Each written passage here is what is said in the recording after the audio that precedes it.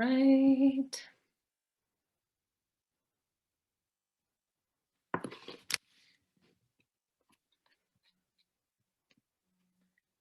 Share my screen.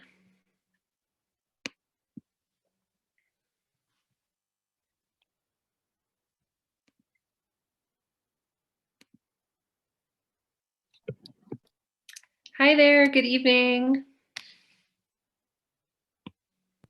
Hi. Is it only me yet? Yeah, I guess they will come later. Yeah, don't worry. I know that we're supposed to start in 2 minutes, but people will join. Hi, good evening. Hi, Caroline. So good to see a friendly face. So we're just going to get started here in a few minutes. My best guess is that people will be joining us a little bit after 6:30. But in the meantime, I have a sign-up sheet for everybody.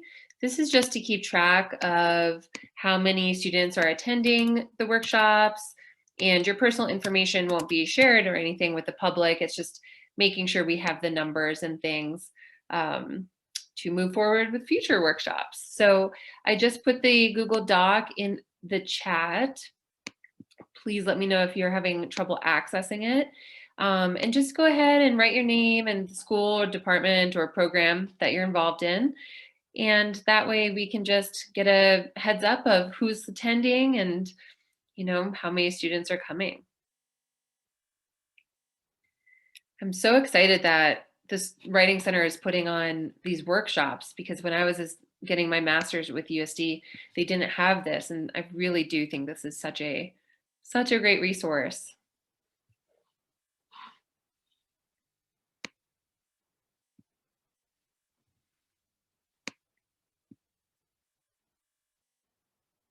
Perfect. Thank you all so much.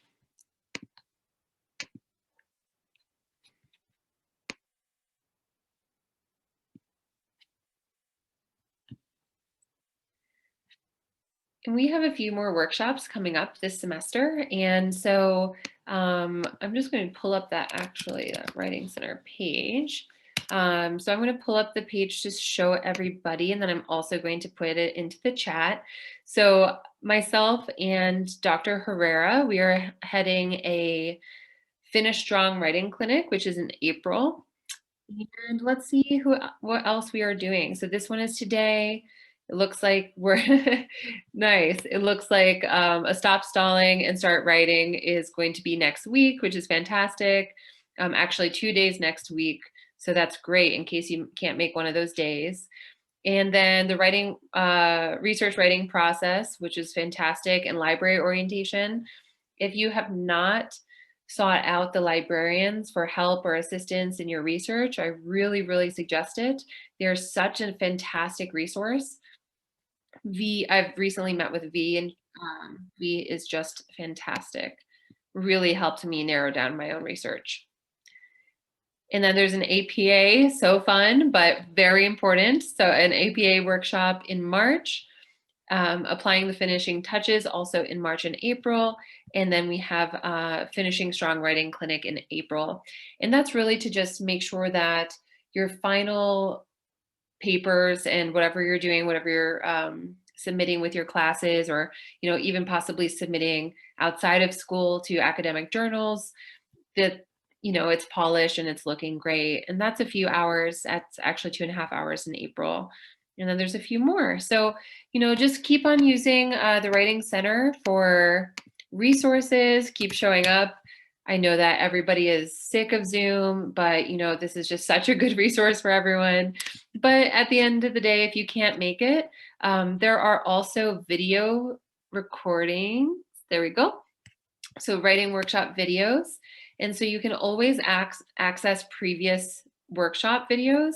So you can see that we have some of them, not all of them, that are on here. So if you can't make a day, you can always sign up. You can always just pop on over to our website and check out any of these videos. All right, so a few of us just joined. I'm going to put in the sign up into the chat again. So if you don't mind, if you just joined, please sign up and write your name, that would be fantastic. And we are going to get started, I believe. Perfect. Okay, wonderful. So welcome to the Souls Graduate Writing Workshop. Today we're going to be discussing literature reviews, which I know might not be the most exciting thing to talk about, but I'm guessing that we are struggling a little bit, or maybe a little bit stuck, a little bit lost, or we're just here trying to make sure that we're on the same, the same page and we're going in the right direction. And so we're going to spend an hour and a half. So so perfect. An hour and a half until 7, talking about the purpose of literature reviews, how to organize one, how to locate the literature, how to figure out, how to organize that. And then at the end of the workshop, we're going to be doing a little bit of a Q&A. So as I kind of just went over the workshop agenda, there's the intro, the overview of what a literature review is. There's also the steps we take before writing. Oops, so sorry, guys. The steps we take before writing, and then writing an organization.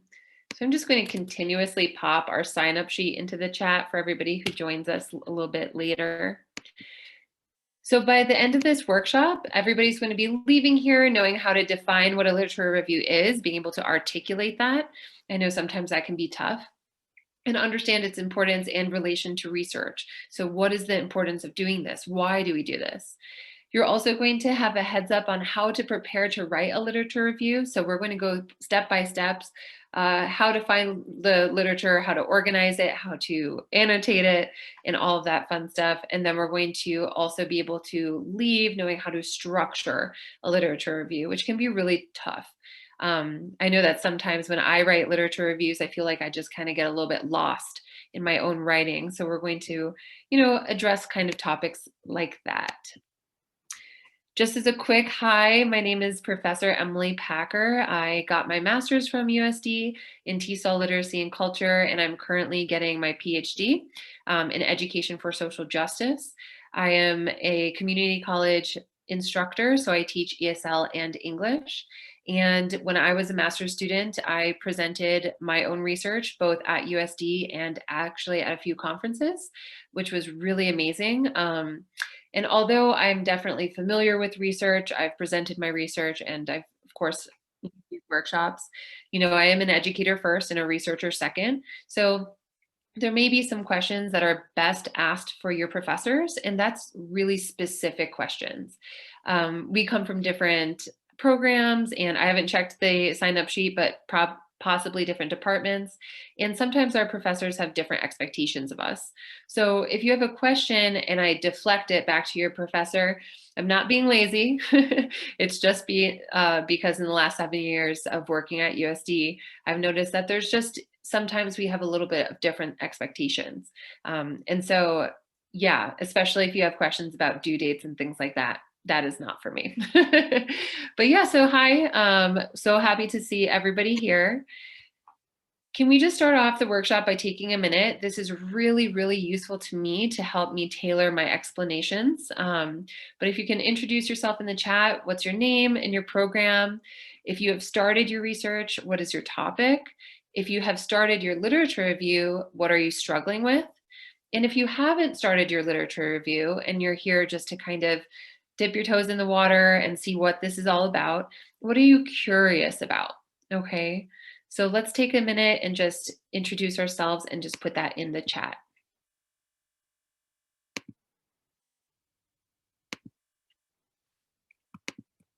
Oh my goodness, you guys, keep doing that. And if you haven't signed up in our sign up sheet, please go ahead and do so. That is also in the chat.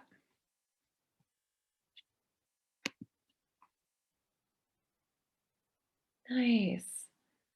Our Destiny, a PhD student, amazing, welcome.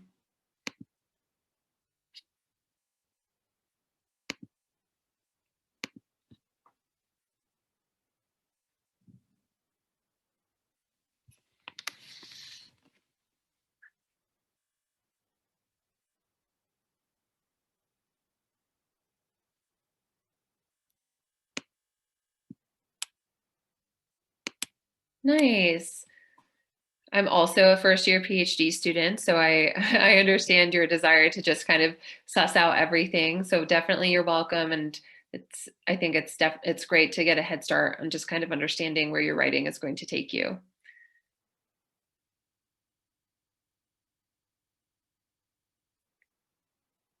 Hi Fang. Welcome for the MCC 2-year program. Amazing. Your capstone research is about how to explore teachers make accommodations for students with ADHD. Oh my gosh, amazing in the context of distance learning. Wow.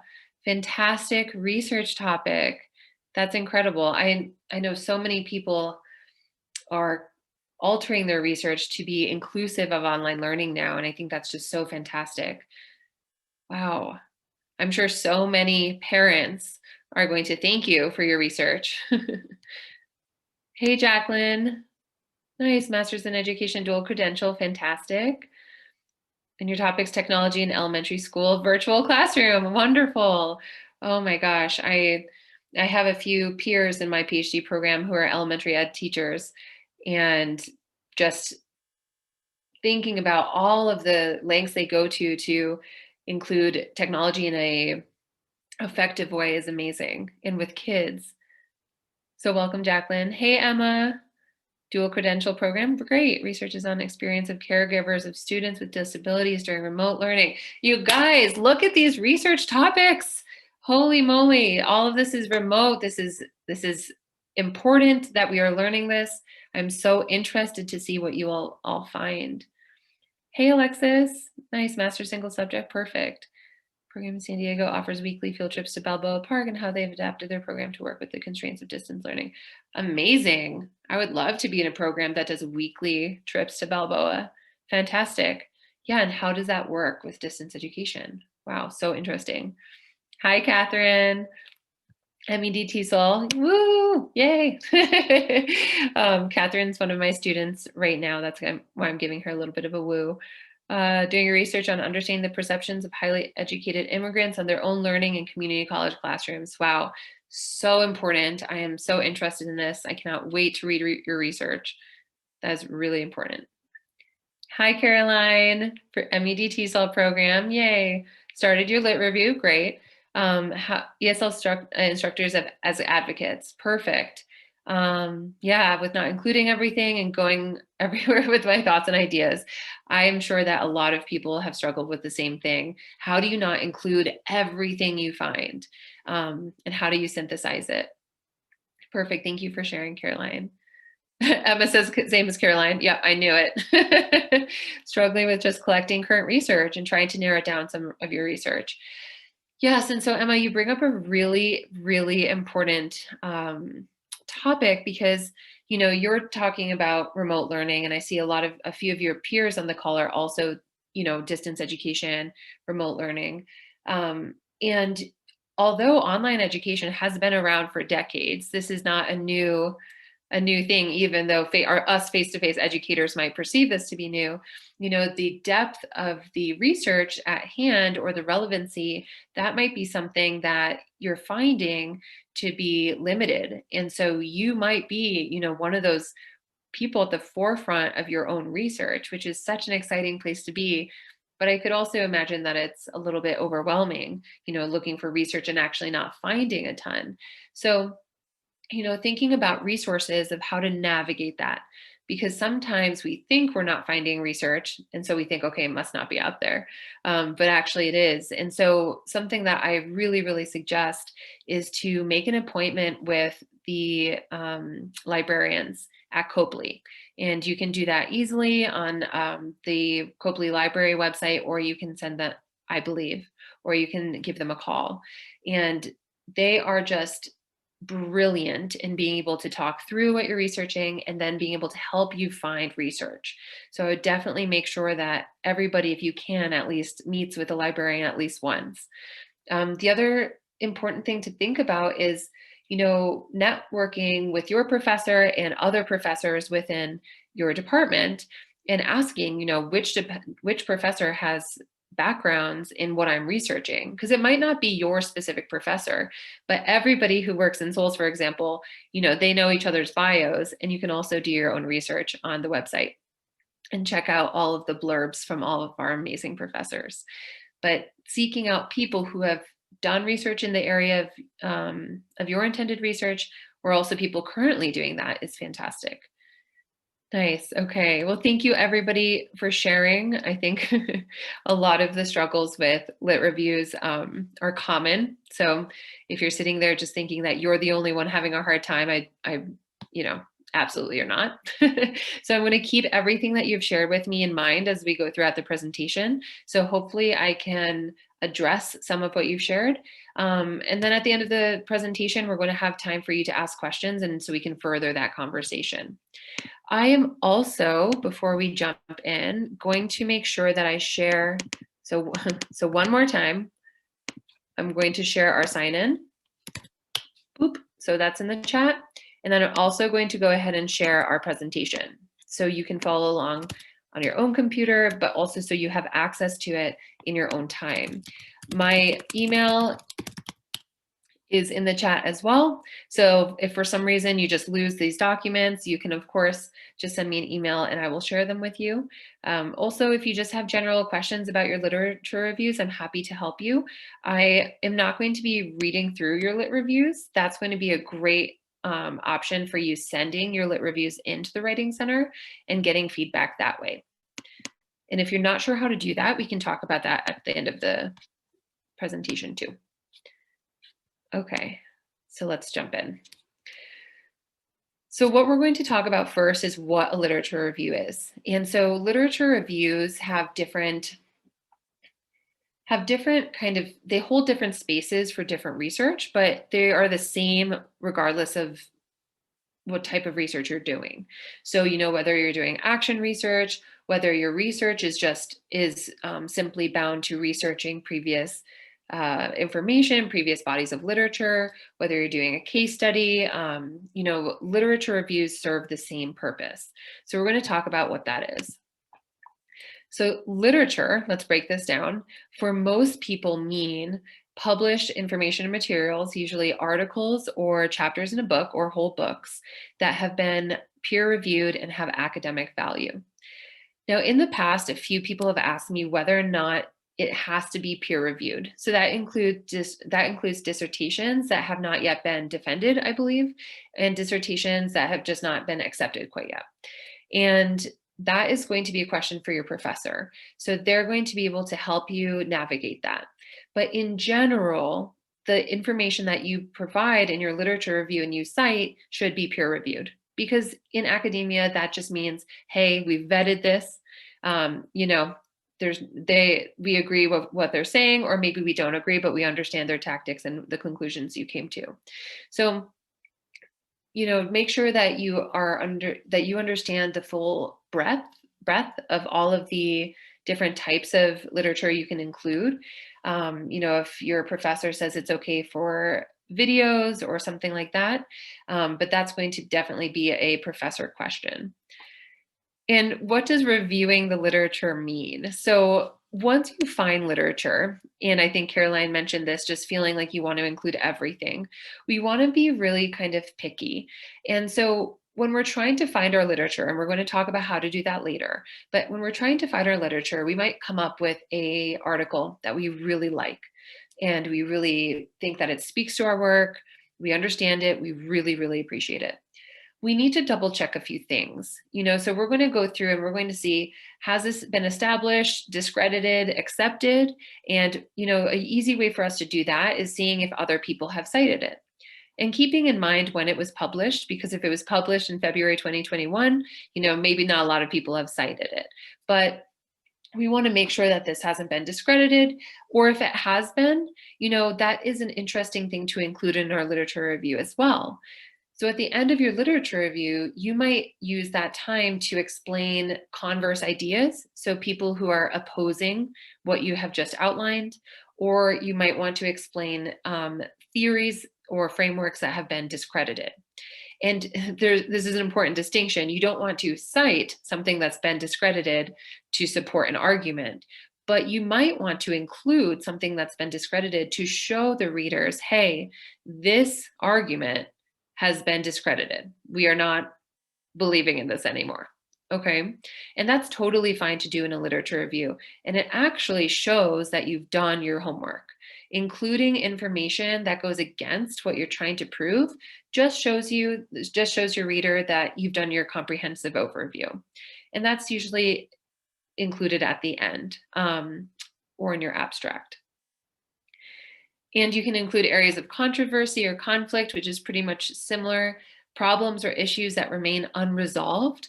A lot of times at the end of articles that you read, the authors will say something along the lines of, although this research shows this, we have not been able to go deeper into this part. And so a lot of times at the end of research articles, they'll actually give the readers kind of a nudge in the direction of where they think this research should go. So, hey, we've done a really good job at defining what culturally relevant teaching is, but culturally responsive teaching is, but we actually don't know what it looks like. So we want to explain what kind of gaps there are as well. Emerging trends and new approaches. So all of my friends on the call who are talking about online education and distance education, this is for you. What is emerging out of, a post-COVID, current COVID world? And mostly how your research extends or builds upon or departs from previous research. So this is always hard when you find an article or articles that you really love, but they actually have nothing to do with your research and your research purpose. So they might have, they might be adjacent to what you're talking about, but unless it is directly connected to your research, we don't want to include it. Okay. Even if you read an article and you're like, man, this person's idea is so amazing, unless it is directly connected to your research, you're going to save that for a rainy day. So this is just kind of a general gist of what review means. And we're going to talk about that a little bit later as well. So to sum up, the literature, mostly articles, books, and chapters that have been peer reviewed and have academic value. And to review this, when we go through it, we're looking for a bunch of different things. What has been established, discredited, accepted, areas of controversy, problems, new trends, but importantly, how your research extends or built upon or departs from it. So at the end of your reading, you want to make sure, hey, does this have to do with my research? Okay. Literature review identifies, evaluates, and synthesizes. And these are three important words: the relevant literature within a particular field of study. So identifying means locating, and evaluating means deciding, hey, does this work for what I'm doing? And synthesizing, which is different from summarizing, means to weave together the literature that you find to create a story. Because a literature review is truly a story. You are writing something for your audience or for your readers that will tell them everything they need to know for them to best understand your research. So if you think about a literature review being the Godfather Part 1, right? And the actual research as the Godfather Part 2, if I watch the Godfather Part 2, I get the main characters, I might get the overall idea, but I don't get the nuance of the story, right?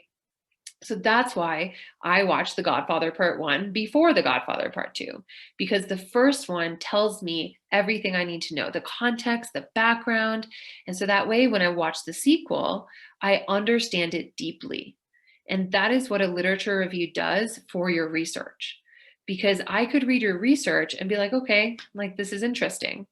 But I'm not going to understand it deeply unless I have read your literature review, because that's where you're really explaining to me the theoretical background behind your research. I don't actually think I've watched either Godfather Part 1 or 2, but you guys get the analogy. Okay, so I have a few slides here that have a lot of information. We're going to take it slow.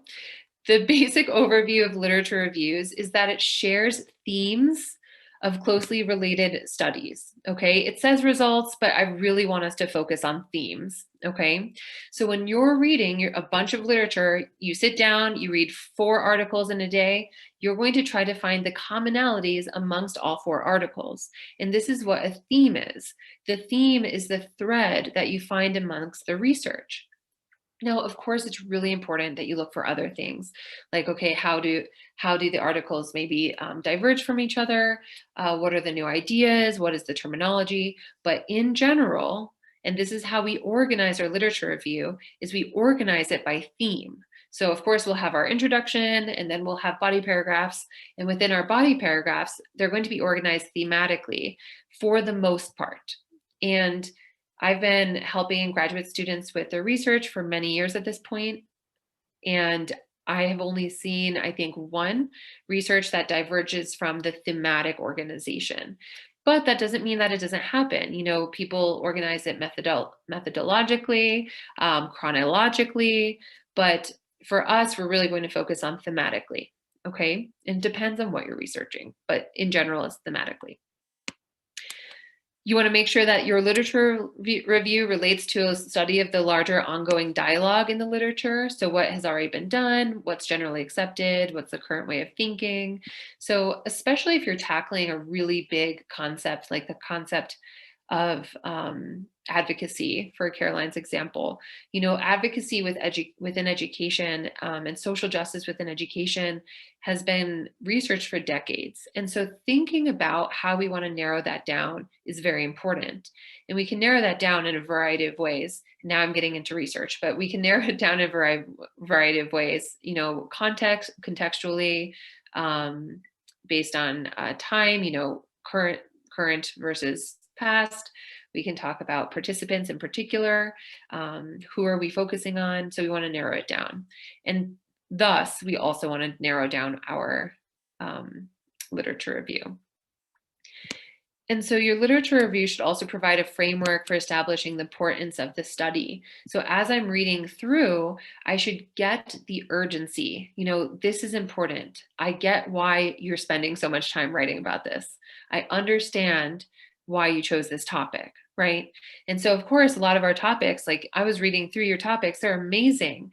But you also want to bring that same engagement to your literature review, saying this is important. Please read this, because what you're doing and what we're doing as researchers is, because research is social justice, right? So what we're doing is we're researching for the benefit of who we are researching. We're not researching for the benefit of ourselves. We're researching for the benefit of our participants. We're trying to give back something to the overall dialogue of our topic. So we're supposed to add to that. And so you want the audience, I keep saying that, the readers reading your literature review and going, yes, this is important. I see this. I get this. And importantly, we want to make sure that there's a gap, because if if you have your question and you're researching and you're able to answer your question, then what will your research add? Because we want to make sure our research is not redundant. You know, it doesn't take very much to kind of rehash other people's research. We want to make sure we're adding. And how we add to the body of literature is identifying a gap. So identifying something that our literature can add. And so even though I know that a lot of you are doing either action research or a case study or something along those lines, but for example, I just did a critical literature review my first semester of my PhD program, where I wasn't actually doing any research. Like I didn't have participants or anything, but I was researching in the literature. And so I was able to find literature and kind of tell a new story with it. So the gap can also just be, hey, this hasn't been addressed. Not necessarily this hasn't been done, but this hasn't been addressed in the literature. So when you're reading, I want you to really, really read with a critical eye. And that means challenging what the authors are telling you and deciding, do I believe them? do I think that the research is valid? Do I think that there is reliability here? Like I understand this.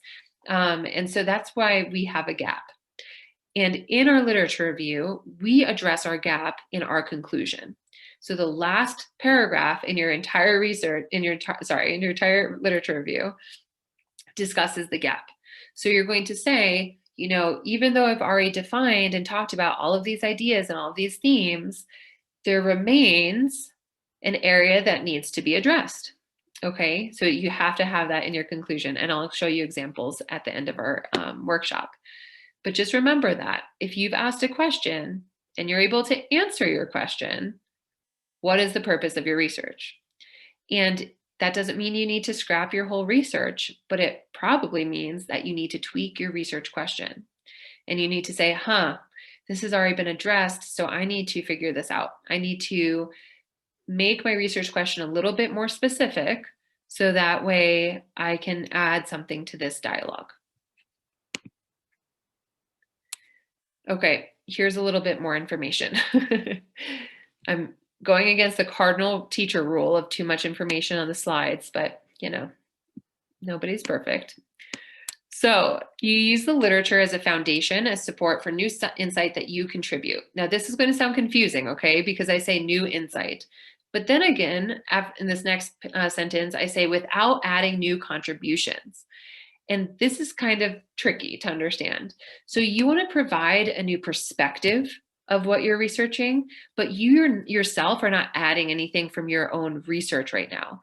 Like if you've already done your needs assessment, you've already done, a few observations of your participants, you're not adding that into your literature review. Your literature review is only information of people who have come before you, researchers who have published before you. So although you are presenting it in a way that is unique to your research, you yourself are not adding anything. You are not saying, I think that actually blah, blah, blah, blah, blah. You are focusing on what the literature has already told you.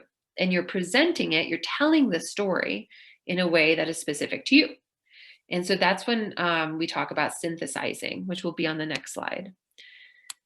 So the literature review is a guide to your topic. Okay, so I have no idea. I have no idea about ADHD and online education.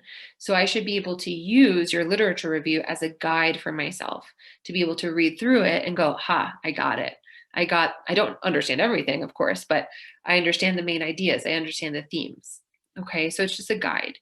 And it's acting also a synonym, overview, stepping stone, if you want an idiom. And it also makes sure that the person reading your research can figure out your credibility. Because if your literature review is too shallow or you're discussing concepts incorrectly, which happens because, major concepts oftentimes get used to represent ideas that don't align with actually their tenets. But, so a person reading through your lit review is also doing that kind of to suss you out, to be able to say, have they done their homework? Okay, have they done their reading? And your professors will help you with this because they're going to give you a bunch of feedback. But basically, you want to make sure that you have the seminal works of your topic in your literature review. If you don't know the seminal authors of your topic, ask your professor. If your professor doesn't know, they'll tell you to ask they'll point you in the right direction. It's really important that we include the seminal works, at least in reference, and also that we're including relevant or current information. So an example of that is that a lot of what I've been working on is actually similar to what Caroline's been working on, but the idea of in community colleges, English professors closing the gap between their beliefs regarding social justice and education and actually their practices. And so, the concept of teachers as cultural workers is a very concept, and he published this decades ago. But I'm still going to include him in my lit review because, hey, he is the heavy hitter here. And if I don't, somebody might be like, wow, did she just completely miss him? Like, is she not really including him? So we want to include the heavy hitters, the people who came before us, the giants on the shoulders in which we stand, as Dr. Molina says, and also current research. And we're going to intertwine them. And that shows us that, hey, we've done our work. So let's talk a little bit about writing, and then I'm going to give you guys a chance to just take a mental break for a second. So when we're writing our literature reviews, there's two words that come to mind. The first one is summary and the second one is synthesis. And when we're writing, we want to make sure that we are synthesizing information. And this is probably the number one piece of feedback that professors give the Writing Center and that I have seen in my own students' work is that we tend to summarize what we find in a laundry list kind of way. And what I mean by that is we discuss an article in depth, and then we move on to a second article and we discuss that in depth, and we move on to a third one, we discuss that one. And that is not how we write our literature reviews. If there is a really important piece of information from an article, sure, we can summarize it. But this is not a book report. In the case of, you're not proving to us that you read the person's work by re-explaining it to us. What you're doing is you're reading work, you're finding these common themes, you're synthesizing the information together. So you're presenting ideas because you're the writer. So you are presenting ideas, and then you can cite a bunch of people to support what you're saying. Because remember this, that if you're looking through your literature review and it's mostly other people's writing, then what is your purpose again? So your purpose is to write. And so that's why we also want to stay away from direct quotes. And I know that's so hard. So we want to stay away from direct quotes in general. Of course, you can add a few, but we are not relying on direct quotes. We are relying on our ability to include the ideas of other authors in a way that makes us not have to rely on their own words. So we present the information. And so synthesis is the reorganization of what other people have written before. And with doing this, we can bring a new interpretation to old materials, and we can see, how these debates have been ongoing and discuss it in that way. So let me show you an example of this. You are not supposed to be able to read all of this, so don't even worry. But let me show you just, so this is an article published, credited. I just read it for my program, but I just want to give you an example of what we don't want you to write like. So this article specifically, like the purpose of this article is to go through other articles in this way, but this is not how we want you to write. So this is summarization. So you can see that we say Bob Moses's algebra project, and then the writers discuss this project for a few paragraphs, citing other people's work, which is useful, but really going into the project. That's not what we want you to do.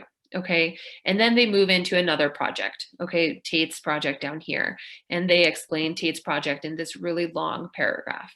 And so in this little page here, we don't really have any of the author's thoughts. The author is just summarizing other research for us. And that was the point of that article. But for you, we don't want to do that. So instead, we want to do this. So you see how Haynes wrote about critical race theory. And so she's saying, like, critical race theory emerged from critical legal studies as a means to problematize and theorize the role of race and racism plays in education, politics, economics, blah, blah, blah. Okay. And then she cites 1, 2, 3, 4 pieces of work. All right. This is a beautiful example of synthesis. So it's her own words. She is explaining it to us, but she's showing us, hey, I found this theme. Actually, I found this information amongst a bunch of people's work. And that gives her credibility. Because if she deleted this, for example, and there was no citation, immediately what should come to mind is, how do you know this? Are you just making this up, or are you just bad at citing, or what is happening here? And so that's why we want to synthesize. And she does the same thing down here as well. So she has this sentence, and then she cites 1, 2, 3 other pieces of work. And so this is what synthesis looks like. And it's hard. But, my biggest piece of advice is just to continually work on being able to articulate what you've read and not rely on the author's words. So if it's just, and I'm going to show you how I do that, but even if it's just reading through an article and then at the end, writing a very quick summary, okay, 3-sentence summary, so that you're getting this main idea and you're getting it in your own words. Yeah, and so this is just another example of synthesis.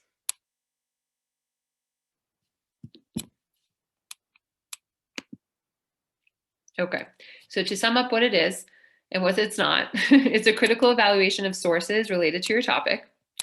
It's a place to define key technical and context-related terms. So usually in your intro, you define terms that you want to talk about, and even if they're seemingly quote easy terms to understand, like culture, for example, you need to define what you mean by culture. The synthesis of a range of sources. You might want to make sure that what you're talking about is aligned with your research question and you identify the gap in the literature. Literature review is not a descriptive summary of each and every text. It's not presented as a list. You're not going through your list of your articles and discussing it as a laundry list. You're synthesizing. It's not a compilation of all materials related to your research field, okay? Regardless of relevance. So what I would do is I would start maybe grading them on relevance, figuring out maybe a grading system of like a 1, 2, and a 3. Super relevant, 1. Pretty relevant, 2. Not sure, 3. And if you're hurting for research, maybe you revisit those not sures, but making sure that everything is tied. So you think about, your research question as your palm, let's say. So your research question is your palm. All of the materials that you use in your literature review should be your fingers. So they should be directly related to your research question.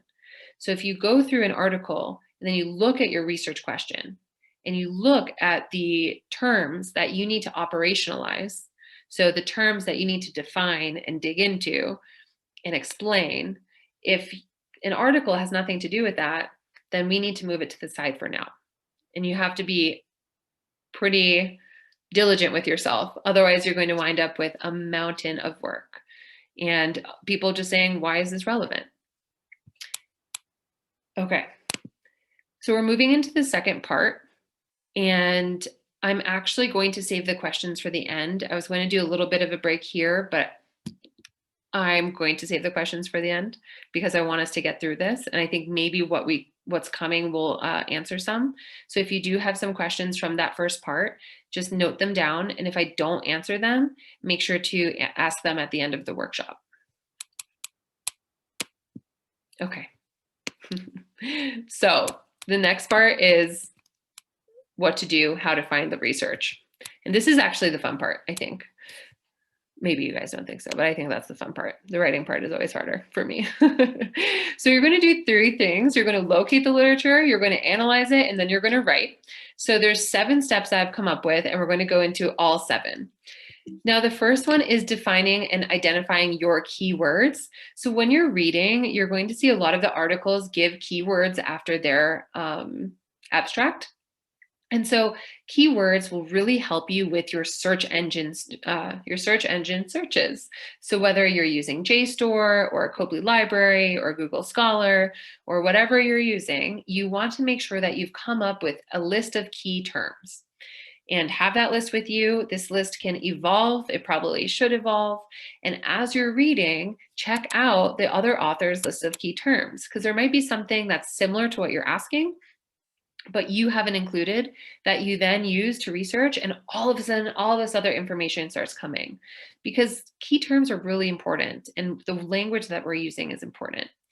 Ask people, your professor, your friends and colleagues to help you, and just make sure that, this is an evolving list. So, you might end up with like 20 words, but you can start playing around with them, start seeing what research comes up when you mix and match with them.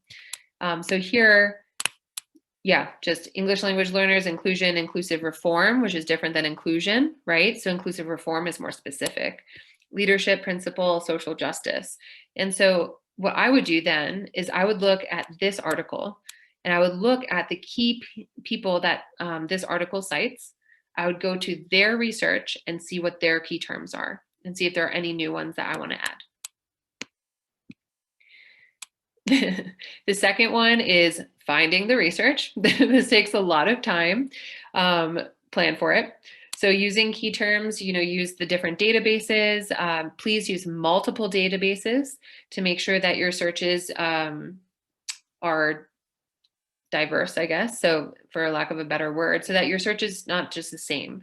So I usually use JSTOR, Copley, and Google Scholar. Please use the reference list of the articles that you love. You find those articles that really speak to you that you definitely are going to use, and look at what they reference. That is a cheat sheet to get more information. And this is just an easy way to dig into the people the authors that you really love and respect, that you're like, wow, this person is really aligned with what I'm thinking. Figure out who they cite. Yeah, this saves me so much time. And then if you find any that are, as I said, contrary to your point of view, don't throw them away. You might want to include them in your lit review to show the readers that you have acknowledged that. So I'm going to say find around X amount, because I have no idea how many your professors want, but for articles or books, for one of my papers last semester, they wanted at least 30 sources. So I don't know about your professors, but just ask them. And start finding and organizing. So this probably looks different from person to person, but I need things to be tangible. So I print my stuff out. I know that's not great for the environment, but I print that stuff out, highlight, I write on stuff. But most of my peers in my program beautifully organize theirs digitally. There are programs online that will help you, that are created for grad school and PhD students. I am not the best person to go to for what those programs are named. That would be an amazing question for a librarian or your professor, if your professor is actively researching things, which I'm sure they are, and saying, how do you organize all of the data you find, or all of the research you find, and ask them. I literally put mine in stacks around my room. So I'm probably just like a medieval times researcher, but ask people. And then, okay, I see that I have one question. Sorry about that. Nice. Okay, thanks, Catherine. EndNotes X9 is free for USD students. Thank you. And if you have any suggestions, plug them into the chat. Thank you so much. So as you're reading, make sure you're annotating and make sure you're doing it consistently. So, whatever that looks like for you, if it's different colored pens, if it's different color highlights on, online, if it's note taking, figure out a way that works for you and your learning style, but be consistent amongst your research. So that way you can go back and you can find these themes that are emerging, and it's easy for you to see. I might just show you this now. So what we have been asked to do for one of our classes is to create a list of what we're researching. And so this can be done in a few different ways, but I'm going to show you guys that in a sec. Okay. So what this looks like in this research notes doc is we have author's name, title, type of article, choose words to describe the content, what is the theme, what is the background, what is the purpose, what's the hypothesis, what is the sample method, what is the location, instrument, intervention, data collection, data analysis, results, conclusion, limitation, connection, how is it connected to your topic, and any other notes. So this is what this is what one of my professors is expecting of us in the PhD program. This takes a long time. So if you don't need to do this, or if this is not helpful for you, definitely don't do this. But yeah, so this would be, yes, I can absolutely share yes, I can. Let me make a copy of it, and then I'll share that one with you guys. Yes, so this is super useful. Another professor of mine first semester suggested that we actually make a Google form. And that way we put all of these questions on the left-hand side into Google form. And once we read an article, we plug in the information, and then it automatically creates a doc like this. So I just went straight to the doc instead of doing the form, but I can see how the form would be satisfying. And so what I'm going to do is I'll share this with you all, and that way you can delete my writing. Don't judge me for it. I haven't read through it. And that way you can use it yourself. Okay, it's deciding that it's going to take forever. Does anybody have any questions right now while we're just waiting for this to work? I have a question. Would you do this kind of process for each particular work, like each paper, or do you kind of just amass information and resources for like general topics? Yeah, that's a really great question. So I do this for a specific paper. And so I would do this if I was writing a second paper at this time that had a different topic or a different focus, then I would do an entirely different document. But what you could also do, especially if you don't have a paper like this due and you're just kind of exploring what you're going to research, is you could just, pull up copy this and put it into a few different documents and thematically name it. And that way you can just plug research in, but it's already organized by theme, possibly. And that way you have a little bit more organization if you're not working towards a specific paper. Okay, yeah, because I just imagine, people may write multiple articles, right, on related topics. And, oh, yeah. And so you're probably going to pull often from similar sources for the different literature review sections and for the rest of the paper as well. Yeah. Yes. And what I've come across is a bunch of articles that reference each other and actually just talk about each other. And so that is really great in the sense of like understanding the topic in more depth. But what you're looking for is articles that have actually done their own research that is proving something that is going to either add to that discussion or divert from that discussion. So citing articles that just go back and forth and discuss each other. Like I've been reading articles by Ladson Billings and by Paris, and they just go back and forth and like talk about how great each other are, which is like so nice to see. But you want to make sure that your research is they've actually done their own research, and it's not just an article discussing a topic, if that makes sense. So when you're going through, you'll see on my example that a lot of these don't have, because I started this from like sample methods, location, a lot of this said NA for me, because the articles that I was assigned in the beginning of the semester were more just discussions of different theoretical frameworks. So they hadn't actually done their own research. So my recommendation is that if you get to this section where I have NA, and you're noticing your articles also have NA, you have to make sure that your articles have actually done their own research. And that's important for you all who are actually doing research. But for me right now, since I'm not I don't have participants or context right now, I'm just reading, it's not as important, if that makes sense. So I'm just more digging into the theory at this time. But yeah, it's a really time-consuming way to do this, but also very amazing organization and saving you time at the end. So yeah, so basically you guys can read through A through F in your own time, but on that document I just sent you, it has all of these as well. So you just want to note the important parts. Yeah, no problem. Please keep asking questions and interrupt me if you want to. But make sure that you're just talking, you've noted the important parts of your article. Okay, so this is also super fun, is once you have started to organize your information, you see that I sent you that document that has everything in the kind of Excel looking sheets. You can also create what's called a literature map, okay? And so literature maps, you create a visual representation of the literature that you're researching. And so for this example, we have procedural justice in organizations as the topic. Okay, and then it looks like we have three major themes: justice perceptions formation, justice effects, and justice in organizational change. Yes. And underneath it, you see that for each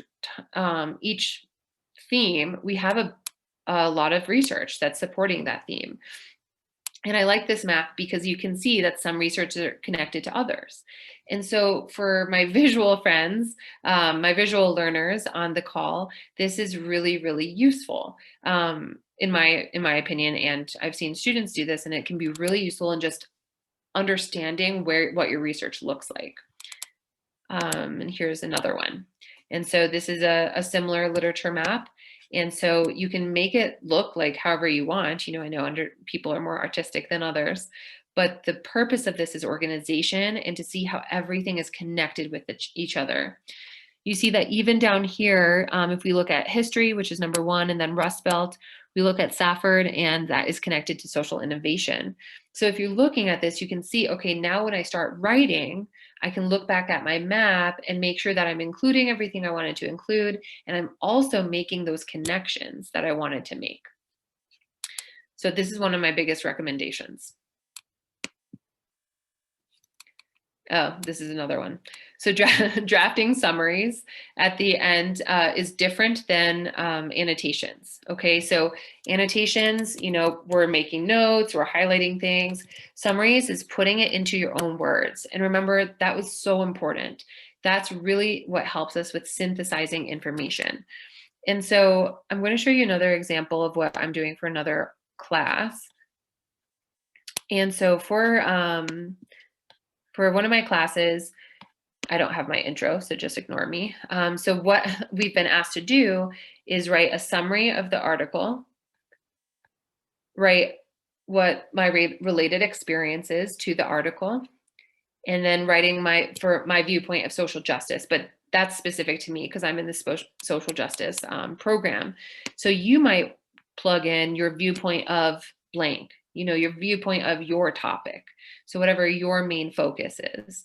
So your viewpoint of whatever.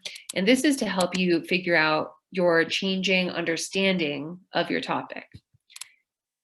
But most importantly, you have a summary. And this stuff, this is one paragraph, and it takes me a little bit of time because for one of my articles I read today, it was 40 pages. And so figuring out how to summarize a 40-page article in 3 to 5 sentences takes time. But, it also takes a lot of great brain work that will then, I understand the article more deeply, and I can go back to this and say, yes, okay, I can pull from what I've already written to help me create my literature review. I'm not going to share this with you, but you can just kind of understand what we're working with here. I'm so thankful to my USD professors who are just asking this of us because it's really, really, really helped me. Okay. So in your summaries, I suggest making connections between your article and your topic, of course, but also your article and other articles to make sure that we can synthesize properly. All right, and my last step before we start talking about writing is making sure that you have an outline for your literature review. And this is similar to your lit review map, but it's not the same thing. So your lit review map is specific to your literature. So you're talking about how your literature connects with one another. Your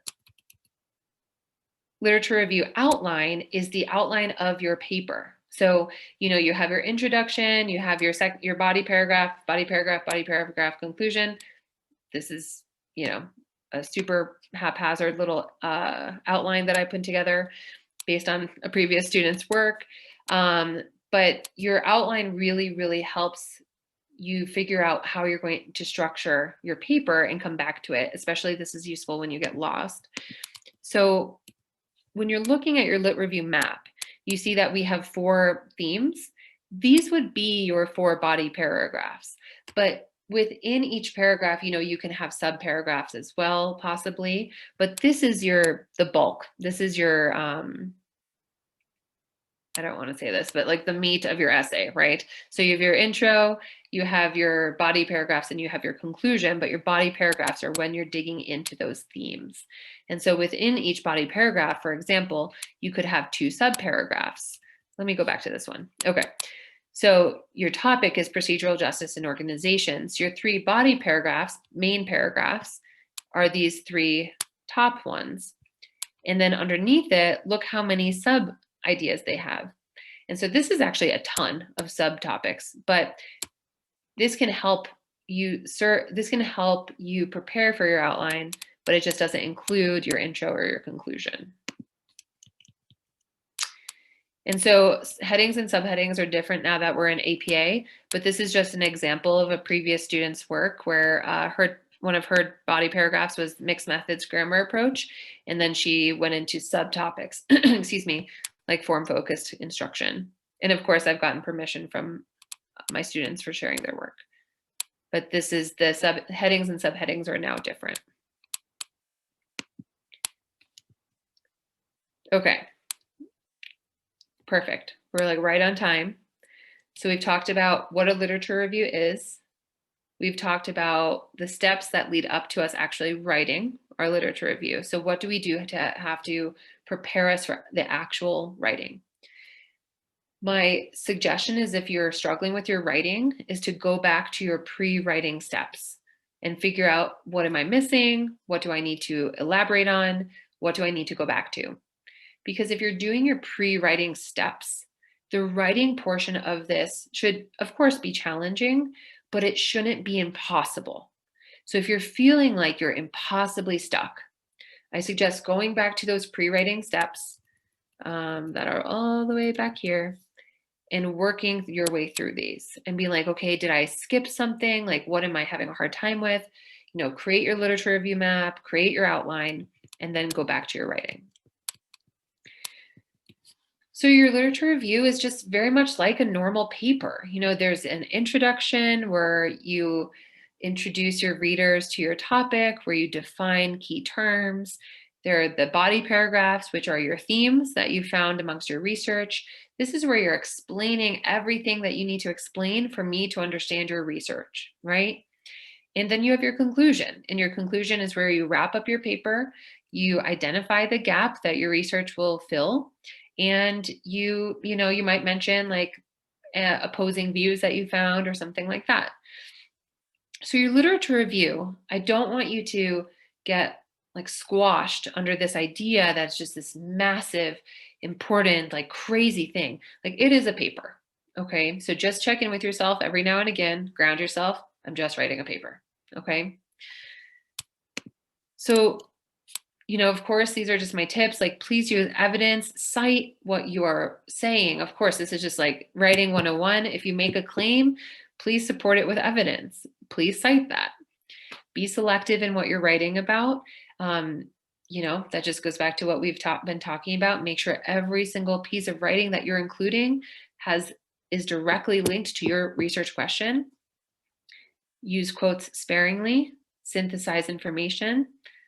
Keep your own voice, which doesn't mean necessarily just like write however you want, but it means, you know, you're the storyteller here. Your literature review is a story, so tell your story, okay? This is your research, this is your literature review. You're using ideas from other people, but you're the one weaving together the story. But of course, be cautious about paraphrasing. And what I mean by that is making sure that you're not changing the meaning of other people's writing to fit your research. So this is, if you feel like you're not sure what that means, or if you're not sure if you're doing that, you know, just have your professor proofread your work or send it to the Writing Center. But paraphrasing, just, you know, that really means making sure that what you're saying is staying true to the researcher's sentiments. So I should be able to look at what you say, look at who you cite, go back to their research and see similarities. Okay. A lot of people get really get in a bit of trouble if they use terms that they don't understand, because then they use them incorrectly. So yeah, so just be cautious about that. Make sure that what you're saying is staying true to the author's statement. Okay. So your introduction paragraph does not need to be a huge long paragraph. Your intro is just a welcoming to your readers about your topic. So you definitely want to identify and define the topic and the issue or the area of concern. As I said before, please don't assume that everybody has the same definition as you do. This is where metacognitive analysis comes into play, where we decide, I need to specifically define what I'm talking about. So, for example, in my paper, I had to specifically define what social justice in education meant to me. And I used someone else's definition, I paraphrased it, and I cited them. So in this research, social justice means blank. So you can be as explicit as that. In this research, culture means blank, okay? So of course, you just want to make sure that the importance of this is coming through. You can generalize the work. Some people do, some people don't. If there are some seminal authors you're talking about, you could mention them, but it's not necessary. Pointing out any controversies in the field might be a place to do this. So you could say, although educators tend to believe that social justice belongs in the classroom, there are those who don't understand what that means. This is because of the ambiguity of this term social justice. So you're talking about like, hey, what are some issues that are happening? I've had students do their research focused on different countries. And if you do that, you might want to provide backgrounds and histories of whichever country you're doing. I think the best way to do that is to put a body paragraph about that instead of fitting it into the intro. But if you don't need a full paragraph to discuss that, you can definitely put it in the introduction. Some professors have encouraged their students to give an organizational pattern. So first I will talk about this, then I will talk about that, and finally I will discuss this. And you can definitely do that. I see this in research all the time.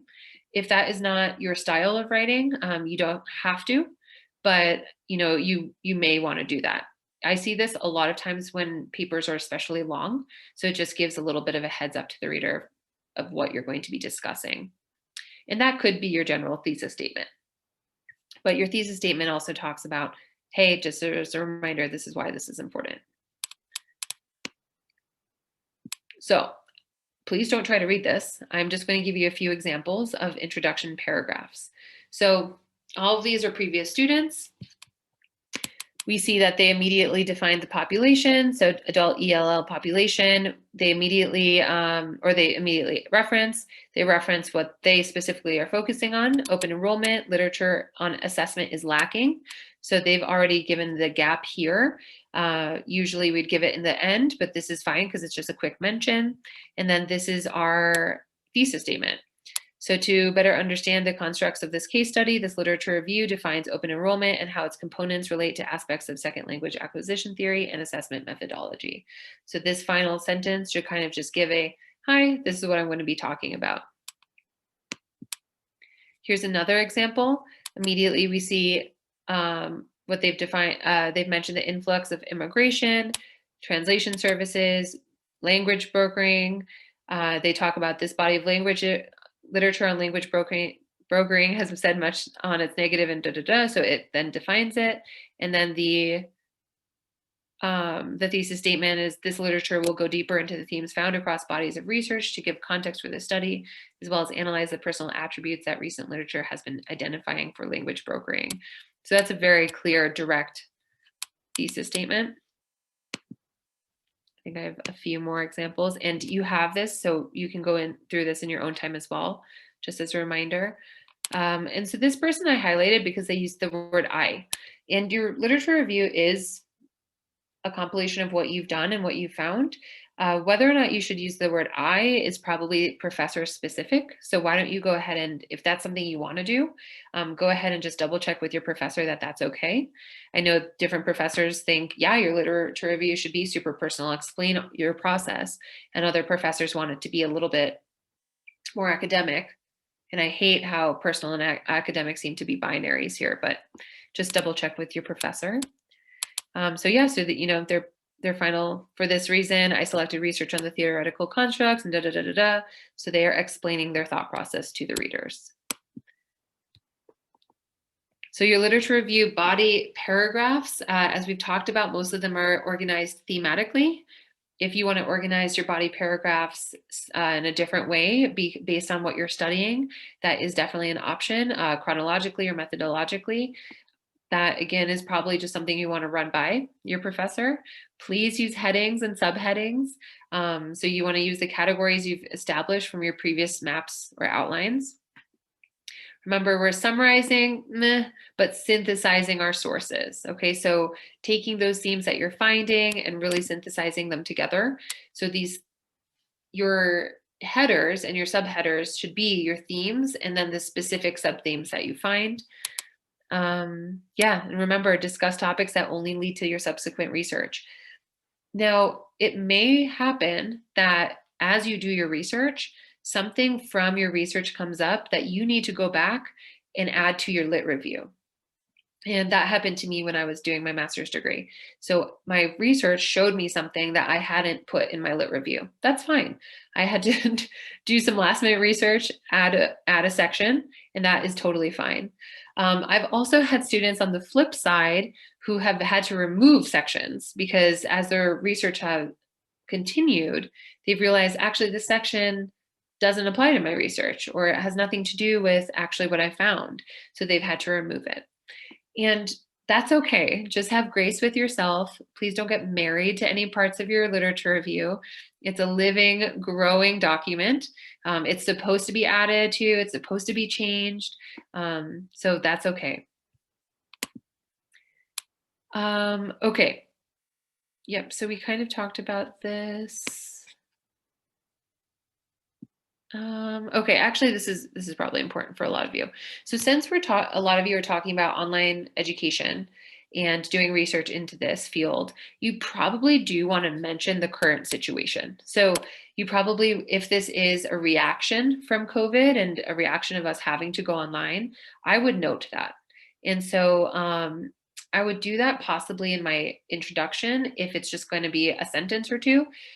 If it's going to be a full paragraph and you're really getting into like why you're doing this, not saying like I've chosen to do this, but why it's important.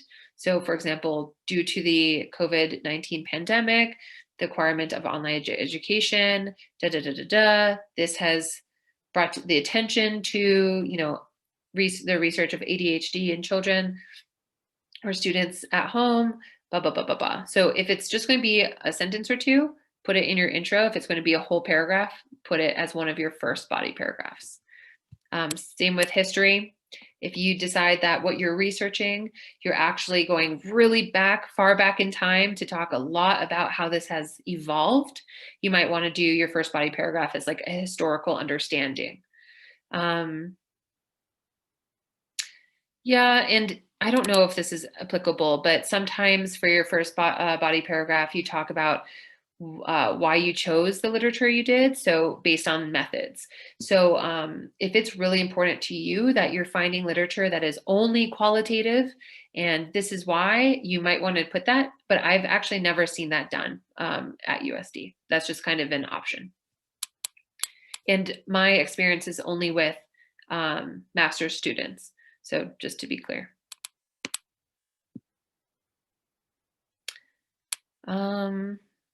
Yeah, so I've already talked about all of this. Okay. So this is an example of a previous student's Weebly account where her body paragraphs are on her literature review. And as I said, the headings and subheadings are a little bit different now because APA 7.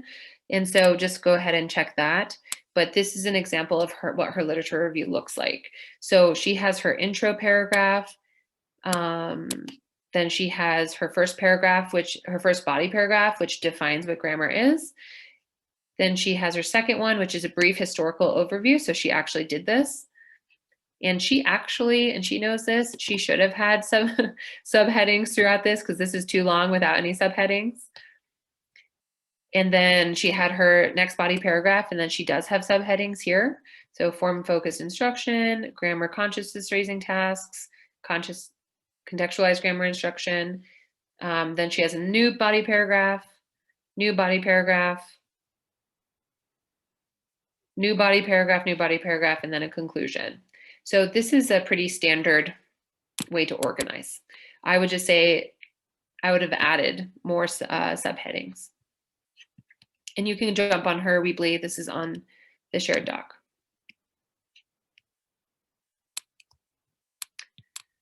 Okay, and now we're at the end. So our concluding paragraph, as we've talked about, is just where you wrap up your paper, right? So this is where you identify your gap, you summarize, this is fine now, you summarize the evidence presented, and you highlight any important need of your research. So think about your concluding paragraph being the last thing I read before I then read your research. So I go from that to like your statement of problem or something like that. And I know that usually comes before your lit review, but just imagine. So you want to make sure that your conclusion is leaving me with everything I need to know. And so here are some examples. So current research studies lack emphasis on. These deficiencies fail to highlight. Few studies have centered. Okay, so we're saying, hey, I've done my research. These are the issues. Connecting with grammar through the use of authentic materials to raise awareness of form, meaning, and use may help students to remember and implement grammar constructs. So that's the importance. Hey, I'm reminding you of the importance of my research. The purpose of this review was, it is clear from the research reviewed that corrective versus evaluative commentary will be debated, though, and continues to be problematic. So, hey, I'm giving you a heads up about this. This field of inquiry is very important as, you can be explicit as that. Okay, perfect. So we're actually not going to do the small groups because we have a little bit of a small community tonight, so we can do a whole discussion. So what I would have asked you to do is do this. So, what we will adjust do moving forward based on information presented to us, and then what questions we still have. So what I would like to do is focus more on the questions that you still have for me or for your professors. So I would just like to open up the floor to you and commend you for listening to me talk for the last hour and a half. Congratulations. And what kind of questions do you still have for me?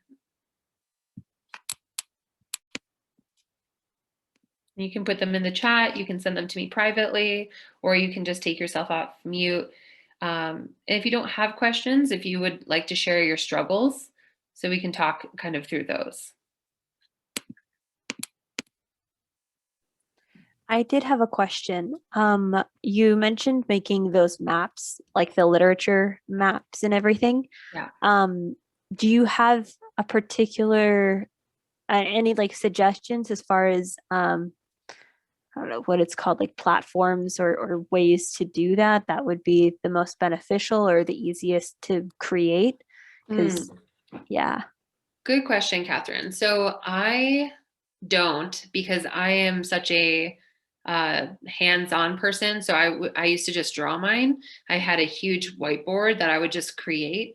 But I know that you can just do this on Word or Google Docs. Is just put in different symbols or different shapes and just start outlining like that.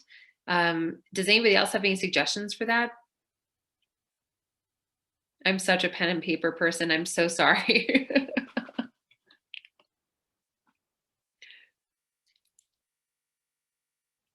But if I do, and I should look into, and I'll ask one of my professors, I'll let you all know. That was a great question, Catherine. Does anybody else have anything? Or like, what are you struggling with? Where are you on your process? I had a question about sending it to like the writing center, sending it out to you. Can you do that where it's just that section is getting checked out as opposed to the context of the entire paper? Oh yeah, definitely. So, Okay. So perfect. And so glad you asked this, Caroline, because I know that this is such a great resource and I try to push this on students, but I think a lot of people are a little nervous because they don't know exactly how it works. So what happens is that you send what you want evaluated to Soul's Writing Center at this email address right here. And you can tell them what you want looked at specifically. So for example, if you're like, hey, I really am focusing on my organization, can you give me feedback specific towards that? Or, you can also give them a little bit of context. So you could send just your lit review and give them a little note like, hi, this is my lit review for this topic. This is my research, just like a little brief summary. And this is my lit review. But even if you just want them to look at a section of your literature review, they can do that. And that's totally fine too. My suggestion is to make sure that you give them a heads up about what you want looked at. Otherwise, it'll just be more generalized feedback, which is great. But if you want specific feedback like organization, even grammar, tone, flow, APA, like they will give you feedback on that. Yes, perfect.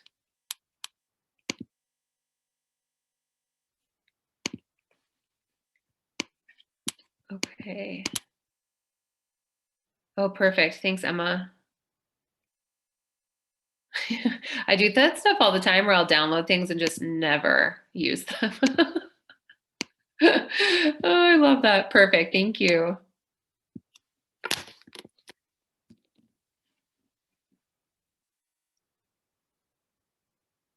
Well, let me ask you all this question. What is the most daunting aspect of the literature review process then?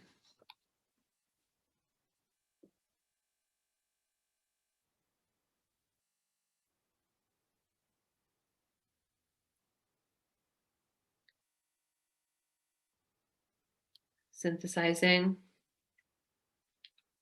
organization. Yes, definitely.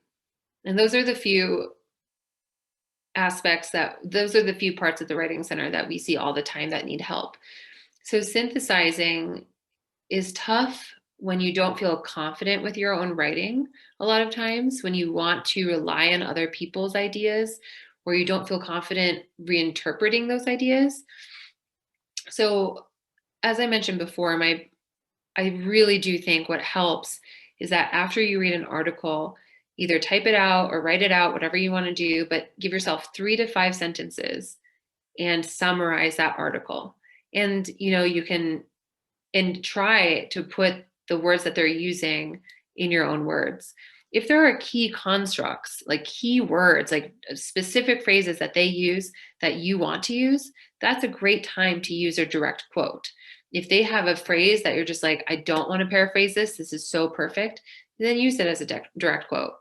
But my suggestion is after each article you read, give yourself some time, 3 to 5 sentences, and summarize it. And that will also help with your organization, because then you can look at these summaries and see the commonalities between them. And so if you think about this whole concept of processing what you're reading, you find something, you annotate it. So you highlight it, you're finding the key ideas, and then you take your annotation and put it into a cohesive summary. So you're actually using academic writing in there. Your annotations, who cares? But your summary, challenge yourself. And then after you have, you're thinking 5 summaries, 10 summaries, you can start going through and be like, wow, yeah, I'm finding these common threads. Or, hey, no, this is a new idea. I want to learn more about this idea. Then you can go to that article, go to their reference page, see who they've referenced, and start exploring that way. But all of this is really connected. And that's why I said that if you're having a hard time writing, go back to your pre-writing steps that I have just decided are important, and and work your way through them, because there's nothing worse than sitting at your computer trying to write and just having no idea which way to go.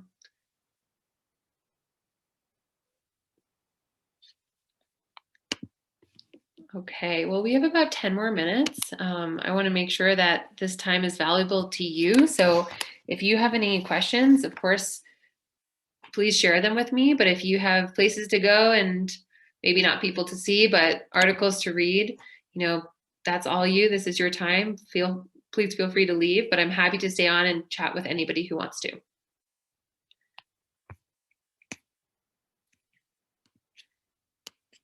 Yay. Thanks, everyone.